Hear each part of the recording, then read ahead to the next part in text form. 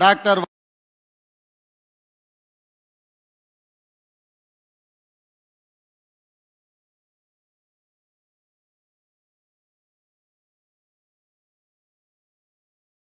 YS Rajasekhar Reddy గారి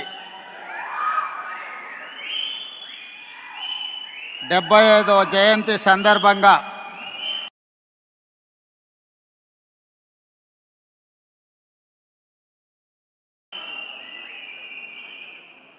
Andhra Pradesh Congress party మిత్రుడు గిడుగు రుద్రరాజు అధ్యక్షతన ఆంధ్రప్రదేశ్ కాంగ్రెస్ పార్టీ అధ్యక్షురాలు డాక్టర్ వైఎస్ రాజశేఖర్ రెడ్డి గారి కుమార్తె ఈ రాష్ట్ర అధ్యక్షురాలుగా ఈ కార్యక్రమాన్ని ఏర్పాటు చేసి ఈ కార్యక్రమంలో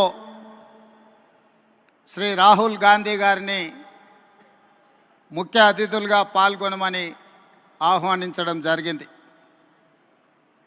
ప్రాథమికంగా రాహుల్ గాంధీ గారు ఈరోజు ఈ సమయంలో ఈ కార్యక్రమంలో పాల్గొని డాక్టర్ వైఎస్ రాజశేఖర్ రెడ్డి గారి 75వ జయంతి వేడుకలలో మీ అందరి మధ్యన ఉండాలని వారు భావించారు.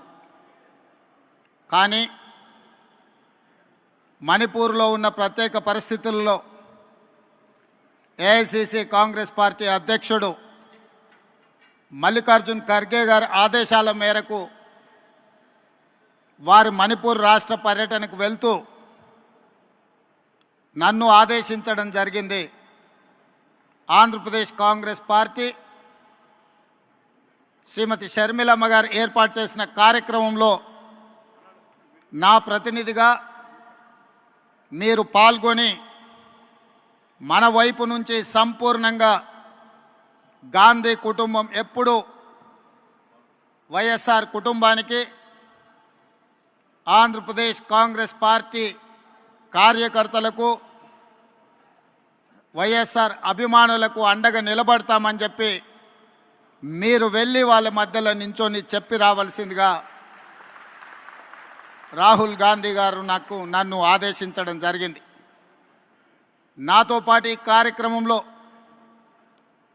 ఆంధ్రప్రదేశ్ ఇన్ఛార్జ్ మాణిక్ ఠాగూర్ గారు, తెలంగాణ ఇన్ఛార్జ్ దీపదాస్ మున్షి గారు, ఆంధ్రప్రదేశ్ మాజీ అధ్యక్షులు రఘువీరారెడ్డి గారు, డాక్టర్ కేవీపీ రామచంద్రరావు గారు, మా సహచర మంత్రివర్గ సభ్యులు, ముఖ్యంగా మా మిత్రుడు పట్టి విక్రమార్క గారు, మిగతా మంత్రివర్గ సభ్యులు అందరూ కూడా ఈ కార్యక్రమంలో పాల్గొని ఈరోజు ఈ వాతావరణం చూస్తుంటే ఎవరైనా ఎవరి కుటుంబంలో ఎంత దగ్గర వాళ్ళు చనిపోయినా నెలకో 2 నెలలకో 3 నెలలకో వారి జ్ఞాపకాలు మన నుంచి దూరం అవుతూ ఉంటాయి.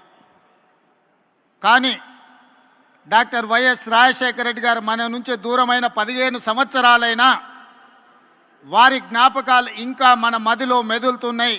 వారిని శాశ్వతంగా మనం గుర్తుపెట్టుకున్నాము అంటే వారు నాయకుడుగా, సంక్షేమ సృష్టికర్తగా, అభివృద్ధి రాష్ట్రంగా నాడు ఉమ్మడి ఆంధ్రప్రదేశ్ను తీర్చిదిద్దడమే కాకుండా ప్రతి ఒక్క మన కుటుంబ సభ్యులలో ఒక కుటుంబ సభ్యుడిగా వారు మనలో బలమైన ముద్ర వేసిండ్రు. కాబట్టే ఈరోజు ఈ వేదిక మీద ఉన్న వాళ్ళు నిన్నగాక మొన్న వైఎస్ఆర్ గారిని కలిసినట్టు, ఆ కలిసినప్పుడు జరిగిన చర్చలను ఇక్కడ ప్రస్తావించినట్టుగా ఉండవల్లి అరుణ్ కుమార్ గారి నుంచి మొదలు పెడితే మాట్లాడిన వక్తలందరూ కూడా ఆనాటి జ్ఞాపకాలను ఈరోజు ప్రస్తావించారు. ఇది చాలా అరుదైన సందర్భం, అరుదైన అంశం. ఎంత గొప్ప నాయకుడైనా కొంతకాలానికి కాలక్రమేణా ప్రజల మదిలో నుండి దూరం అవుతూ ఉంటారు. కానీ డాక్టర్ వైఎస్ రాజశేఖర రెడ్డి గారి కాలం గడిచిన కొద్దీ, సంవత్సరాలు పోయిన కొద్దీ ఇంకా బలంగా పేదవాళ్ళ మదిలో, పేదవాళ్ళ గుండెల్లో ఇప్పటికీ గుర్తుండిపోయే విధంగా వారు ఉన్నారు అని అంటే వారు ఉన్నప్పటికంటే ఈరోజు వారు లేని లోటు మనందరికీ కనిపిస్తుంది. కొన్నిసార్లు వ్యక్తులు ఉన్నప్పుడు వాళ్ళ గొప్పతనం మనకు అర్థం కాదు. కొన్నిసార్లు వాళ్ళు మనకు దూరం అయినప్పుడు, మనం వాళ్ళని కోల్పోయినప్పుడు వాళ్ళ విలువ తెలుస్తుంది. ఈరోజు 2 రాష్ట్రాలలో సంక్షేమమైన, అభివృద్ధి అయినా, ప్రజలతో మమేకమైన నాయకుడి గురించి చర్చ జరిగినప్పుడల్లా రాజశేఖర రెడ్డి గారు లేని లోటు ఈ సమాజం గమనిస్తుంది, ఈ సమాజం చర్చించుకుంటుంది. అందుకే ఈరోజు పార్టీగా ఆంధ్రప్రదేశ్లో కాంగ్రెస్ బలహీనంగా ఉన్న రాజశేఖర రెడ్డి గారి అభిమానులకు ఈ రాష్ట్రంలో కొదవలేదు, తెలంగాణలో కొదవలేదు. ఈరోజు అక్కడైనా ఇక్కడైనా లక్షలాదిగా వైఎస్ఆర్ అభిమానులు ఉన్నారు అని అంటే వారు బలమైన ముద్ర మనకు వారు ఇచ్చిండ్రు.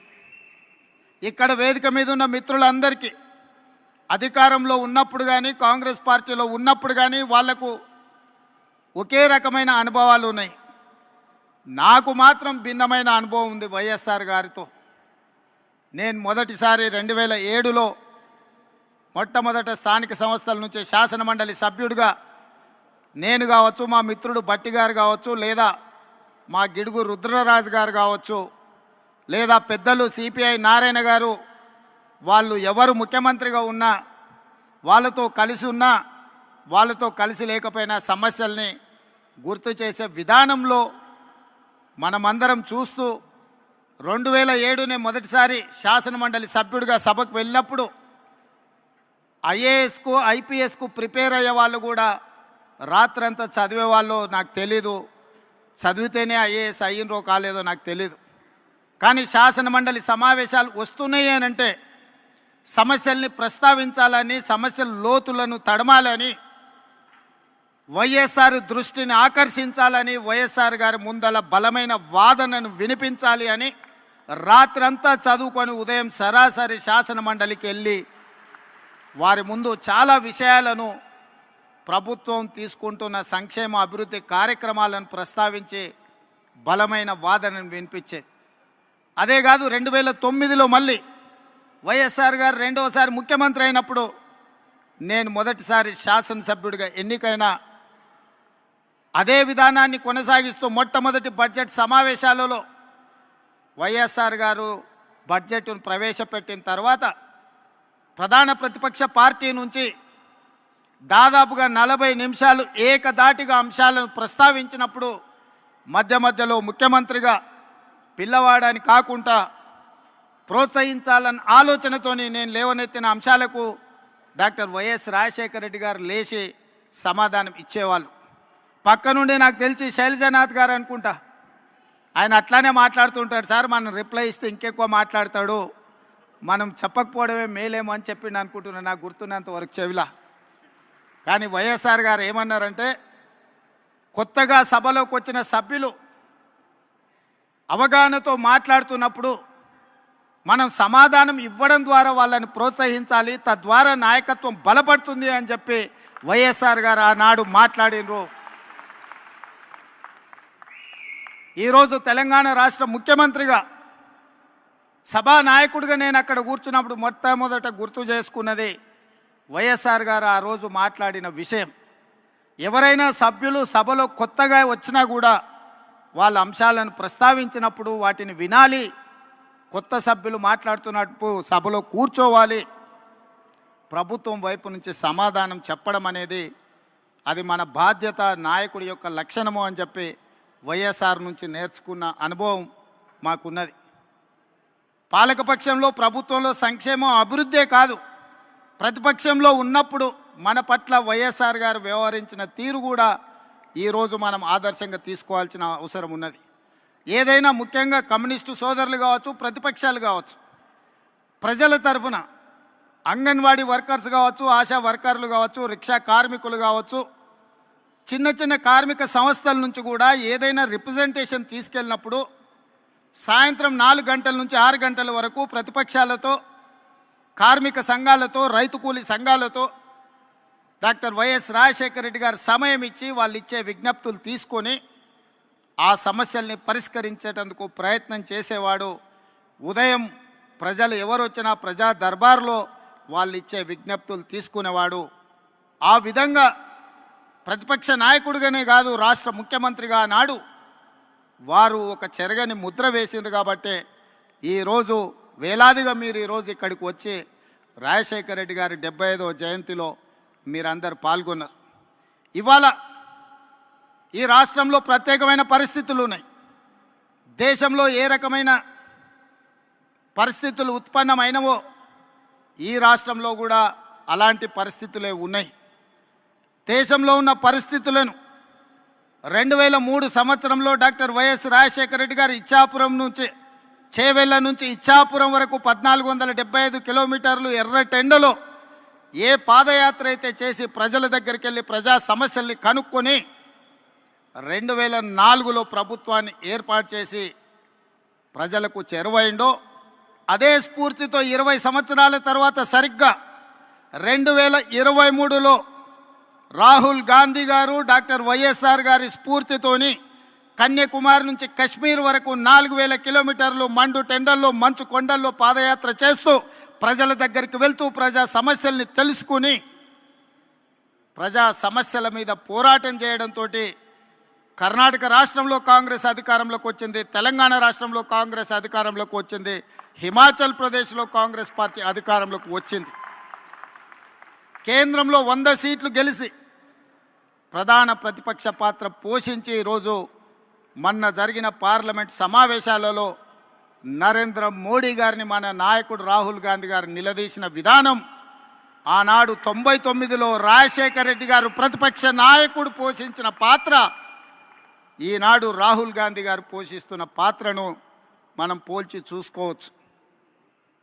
ఈ సందర్భంగా 83-84లో వైఎస్ఆర్ గారు పిసిసి అధ్యక్షుడిగా 34 సంవత్సరాల వయసులో బాధ్యత చేపట్టి 20 సంవత్సరాలు 2004 వరకు ప్రతిపక్షంలో స్వపక్షంలో ఎన్నో ఒడిదుడుకులను ఎదుర్కొని నిలబడి నిబద్ధతను నిరూపించుకొని కాంగ్రెస్ జెండా మోసి 2004లో తిరుగులేని నాయకుడిగా నాడు ఆంధ్రప్రదేశ్కు ముఖ్యమంత్రిగా బాధ్యతలు చేపట్టిన వారిని స్ఫూర్తిగా తీసుకోవాలి. 20 సంవత్సరాలు ఎన్నోసార్లు సొంత పార్టీ అధికారంలోకి వచ్చినా ఏ పదవి ఇవ్వకపోయినా పార్టీని వదల్లేదు, పార్టీ కార్యకర్తలను కాపాడుకునే విషయంలో వెనుకడుగు వెయ్యలేదు.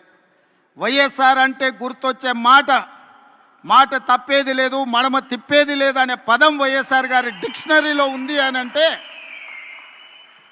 నాయకుడిగా వారు ఎంత బలమైన చెరగని ముద్రేసినరో మనం ఆలోచన చేయాలి. 2004లో వైఎస్ఆర్ గారు ముఖ్యమంత్రిగా పదవోన్నతి వస్తే 2004లో నేను రాజకీయ అరంగేట్రం చేసిన. 2004 నుంచి 2024 వరకు ప్రతిపక్షంలో ప్రజల మధ్యలో ఉండి 20 సంవత్సరాలు కొట్లాడి ఈరోజు 2024లో తెలంగాణ రాష్ట్రానికి ముఖ్యమంత్రిగా ఈరోజు మీ ముందు నిలబడి మాట్లాడుతున్నా. ఎందుకు ఈ అంశాన్ని ప్రస్తావిస్తున్నా అంటే వైఎస్ షర్మిల 2009లో రాజశేఖర రెడ్డి గారు చనిపోయిన తర్వాత వారి మరణాన్ని భరించలేక వారి మరణంతో గుండె పగిలి వందలాది మంది చచ్చిపోతే ఓదార్పు యాత్ర మొదలుపెట్టి షర్మిల గారు ఈరోజు ఆంధ్రప్రదేశ్లో కానీ తెలంగాణలో కానీ కాంగ్రెస్ పార్టీ కార్యకర్తలను వైఎస్ఆర్ అభిమానుల మధ్య అలుపెరగని పోరాటం చేస్తున్నారు. ప్రతి పోరాటానికి ప్రతి అడుగుకు ఒక సమయం సందర్భం వస్తుంది, ప్రజలు తీర్పిస్తారని నేను బలంగా నమ్ముతున్నా. 2009 నుంచి నాడు షర్మిల గారు కాంగ్రెస్ పార్టీ అధ్యక్షురాలుగా 2024లో బాధ్యత వహించారు.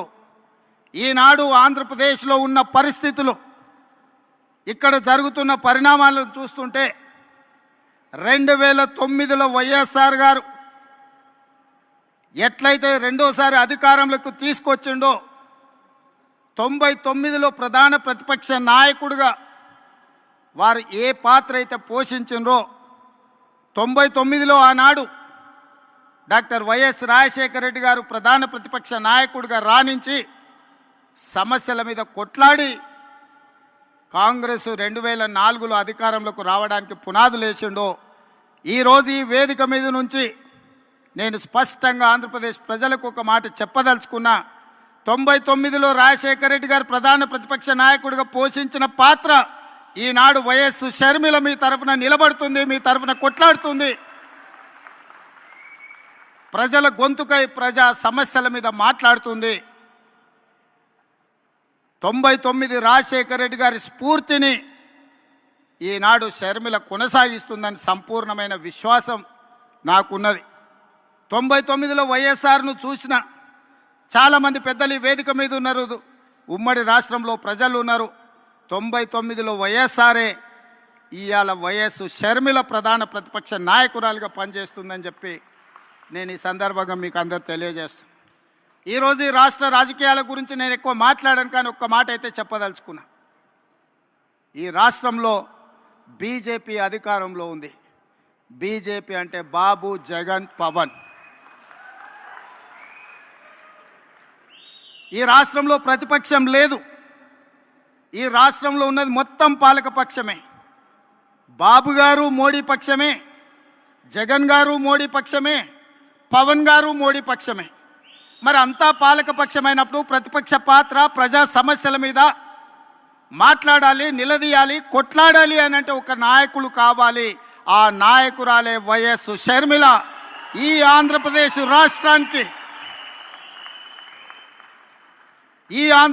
రాష్ట్రానికి ప్రజల పక్షాన, బడుగు బలైన దళిత గిరిజన మైనారిటీ మహిళల పక్షాన నిలబడి కొట్లాడేది, నిలబడి మాట్లాడేది, ఢిల్లీతో నిలబడి కలబడేది వైఎస్ షర్మిల. షర్మిల గారి నాయకత్వంలో మీరు పనిచేయండి. తప్పకుండా 2029లో రాజశేఖర రెడ్డి గారు ఏ విధంగా అయితే 1984లో ప్రస్తావన మొదలుపెట్టి 2004లో 20 సంవత్సరాలు కొట్లాడి ఆనాడు ఉమ్మడి ఆంధ్రప్రదేశ్కు ముఖ్యమంత్రి అయిందో, 2009లో ఈ ప్రస్థానం మొదలుపెట్టి 2029లో ఆంధ్రప్రదేశ్ రాష్ట్రానికి వైఎస్ షర్మిల ముఖ్యమంత్రి అవుతుంది.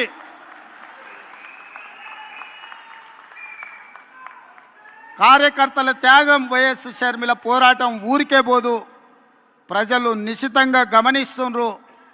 2029లో ఈ దేశానికి రాహుల్ గాంధీ గారు ప్రధానమంత్రి అవుతారు. ఆంధ్రప్రదేశ్లో కాంగ్రెస్ పార్టీ అధికారంలోకి వస్తుంది. ఇదే వైఎస్ఆర్ చివరి కోరిక. ఈరోజు చాలామంది ఆయన పేరు మీద అన్ని రకాల లబ్ధి పొందినారు. కుటుంబ సభ్యులుగా వారసత్వం రాదు. ఆశయాలను మోసినప్పుడే వారసత్వం వస్తుంది. ఆశయాలను మోసే వాళ్ళనే వారసులుగా ఈరోజు మనం గుర్తించాలి, గౌరవించాలి. వైఎస్ఆర్ ఆశయం ఈ దేశంలో కాంగ్రెస్ బలంగా ఉండాలి, బడుగు బలైన దళిత గిరిజన మైనారిటీ మహిళల్ని ఆదుకోవాలి, హక్కున చేర్చుకోవాలి అనే ఆలోచనతో రాహుల్ గాంధీ గారు ప్రధానమంత్రి కావాలన్నదే వైఎస్ఆర్ గారి ఆలోచన.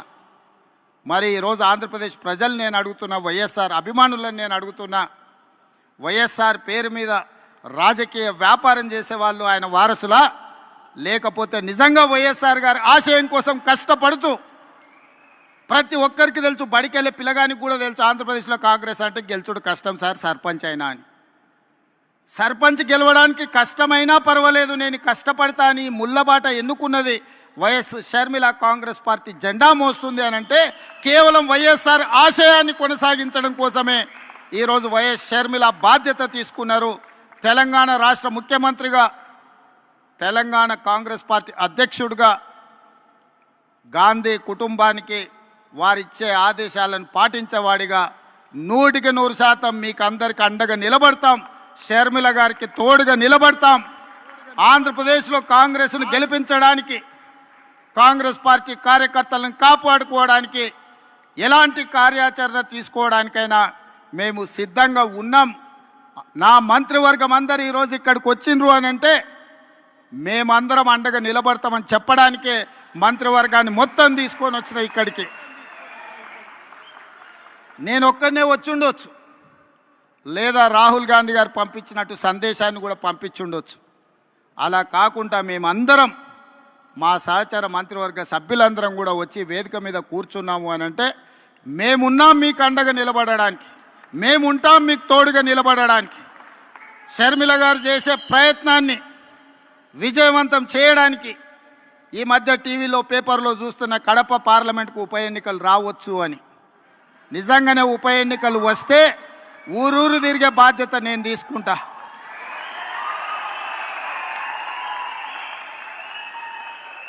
కడప పౌరుషాన్ని ఢిల్లీకు చాటే సందర్భం వస్తే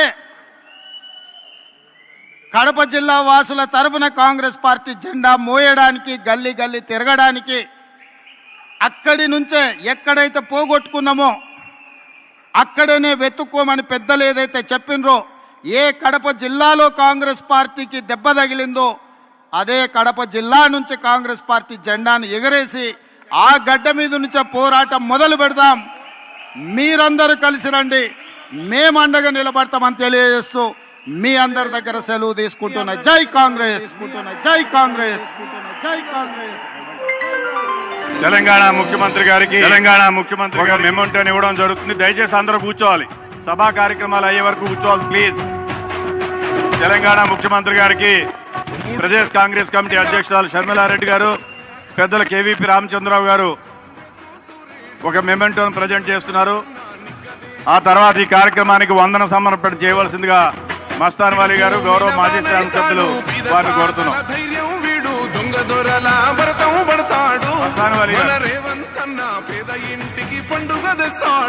సభాధ్యక్షులు సిడబ్ల్యూసి మెంబర్ పెద్దలు గిడుగు రుద్రరాజు గారికి, మరి ప్రజానాయకుడు దివంగత ముఖ్యమంత్రి శ్రీ వైఎస్ రాజశేఖర రెడ్డి గారి జయంతి కార్యక్రమానికి, మరి ఈ యొక్క ఆలోచనని అభివృద్ధి సంక్షేమం రెండు కళ్ళుగా ఉన్నటువంటి రాజశేఖర రెడ్డి గారి ఆలోచనల్ని శ్రీమతి షర్మిలమ్మ గారి రూపంలో ముందుకు తీసుకెళ్తారనేటటువంటి ఆలోచనతో ముఖ్యమంత్రి, తెలంగాణ ముఖ్యమంత్రిగా ఉన్నటువంటి శ్రీ రేవంత్ రెడ్డి గారు ఇక్కడికి వచ్చి వారు ఉప ముఖ్యమంత్రి మంత్రులతో పాటుగా మరి మాణిక్ ఠాగూర్, దీపాదాస్ మున్షి గారితో పాటుగా ఇవాళ అందరూ కూడా వచ్చి ఆంధ్రప్రదేశ్ కాంగ్రెస్ పార్టీ అండగా, మరి ఆంధ్రప్రదేశ్ కాంగ్రెస్ కమిటీకి అండగా ఉండేటటువంటి పరిస్థితి భవిష్యత్తులో మనం అందరం కూడా ఉండాలని ఈ కార్యక్రమాన్ని ఇంతతో ముగిస్తామని చెప్పి తెలియజేస్తాం.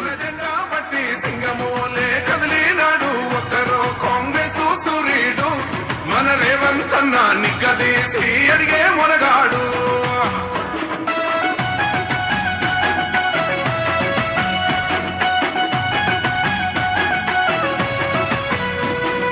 దాడులెన్ని జరిగిన గాని దడువలేదు రేవంత్ అన్న, గంతకంత ఎత్తుకు ఎదిగాడో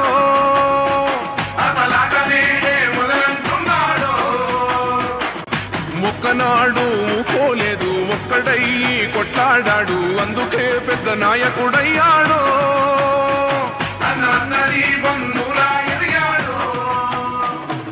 అమరవీరుల త్యాగం చూసి అమ్మ సోనియ చలువతోటి వచ్చిన మన తెలంగాణ రక్షణే చేయమంటున్నాడు.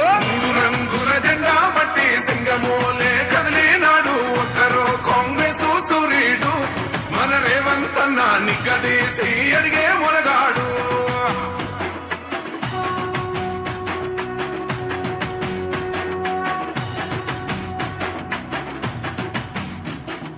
ఓహమంటూ లేనివాడు, అందరినీ కలిపేటోడు, ఆనాటి రోజులు తెస్తాడు, మన ఆశలన్నీ తీర్చే నాయకుడు. ఇందిరమ్మ రాజ్యం మళ్ళీ రేవంతు వల్లే సాధ్యం, మన వంతుగా గన్నకు తోడు.